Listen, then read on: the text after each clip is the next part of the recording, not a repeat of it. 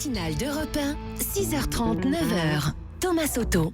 Le débrief de la matinale, les temps forts de ce que vous avez entendu ce matin sur Europe 1. Le professeur Thierry Philippe, cancérologue et président de l'Institut Curie, était à 7h45 mon invité car c'est le mois de la jonquille avec les jours J de l'Institut Curie, mois de mobilisation dans la lutte contre le cancer. Et il y a, écoutez, de vraies raisons d'espérer. Si tous les jeunes de moins de 20 ans s'arrêtaient de fumer demain matin, la mortalité par cancer diminuerait de 50% dans les 50 ans qui viennent.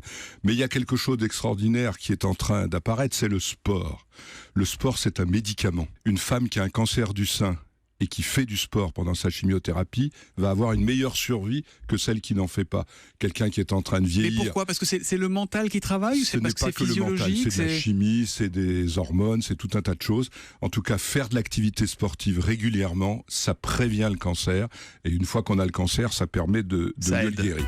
Voilà, les jours J, jonquille de l'Institut Curie. Tous les renseignements sur curie.fr et des événements, 200 manifestations un peu partout dans le pays jusqu'à la fin du mois. C'est une information révélée par le Parisien ce matin. François Fillon va devoir s'expliquer devant les juges sur des virements bancaires effectués par ses deux enfants. Ils ont peut-être rendu l'argent qu'ils avaient reçu quand ils étaient assistants parlementaires. Écoutez les informations de Pierre de Cossette, c'était à 7h30.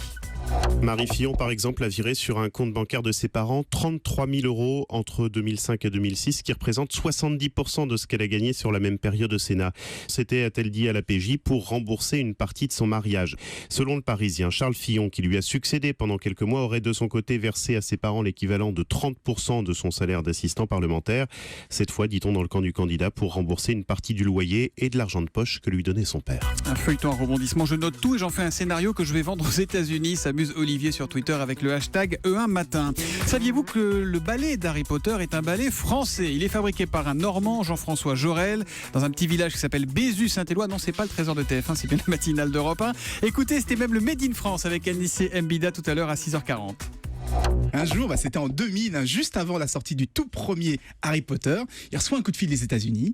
On lui parle anglais, il comprend pas très bien ce qui se passe. Il devine des mots comme Harry Potter, balai, volant. Donc au début, il se dit ça doit être une blague. Mais finalement, c'est bien la production du film qui veut qu'il s'occupe des balais du petit sorcier. Et c'est comme ça qu'il se retrouve à fabriquer le fameux Nimbus 2000. Puis l'éclair de feu qui est évidemment le balai le plus rapide du monde. Voilà, donc bravo à cette maison Jorel, cette maison normande. Et puis Mélanie Ségard, vous savez, cette jeune trisomique qui rêvait de présenter la météo à la télé. Eh bien, ce sera chose faite ce soir sur France 2.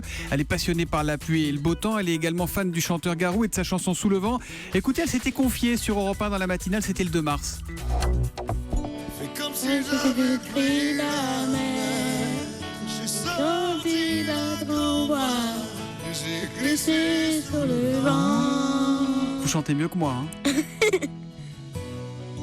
Comme si je Eh bien, il a entendu ça, Garou. Et Mélanie, si tu nous entends, Garou vient de tweeter un message pour toi avec le hashtag E1matin. Chère Mélanie, je suis sous le vent froid du Québec, mais je te souhaite une belle météo. Félicitations, gros bec, elle peut le faire. Hashtag E1matin, c'est donc signé Garou. Et ben nous aussi, on te fait de gros bec et on te souhaite surtout bon courage pour cette météo qui sera diffusée après le journal de 20h sur France 2.